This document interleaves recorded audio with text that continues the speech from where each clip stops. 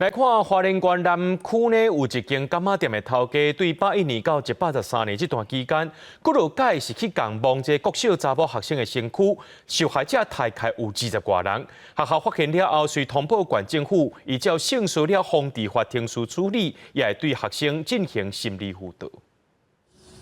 花莲有某高中女学生被女刑时，甲老师讲，国小期间保护花莲县南区某一个杂货店的头家性骚扰，学校向学生所读的国小来通报，发现有20多个女学生受害，随即来进行校安通报，并且向教育处来通报。他去买东西的时候，老板会拿那个尺戳他的胸部的位置。接到通报后，马上安排时间在6月24号到达当地那来做这个性骚扰防治的社区宣导。那这个部分我们有结合了警政、教育跟我们社政那希望能够这个家长能够有知道事实以后呢，能够来做报案。社会处派人到部落去宣导，也随通知警方协助处理。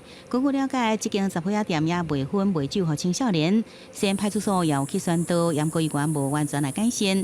加上社区真侪家庭拢有声效，所以讲真侪家长也无愿意跳破面行这个法律途径，也互受害囡仔感觉真有压力。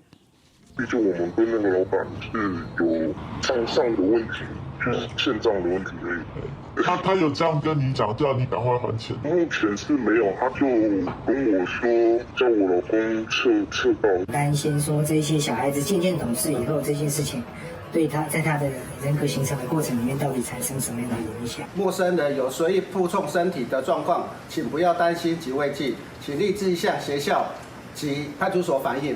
经过警方调查了解，110年到113年中间有侪名被害少女遭受强制模范，嫌犯到案了也拢有承认，依照涉嫌强制模范甲违反儿童少年权益保障法，移送花莲地检署侦办。记者综合报道。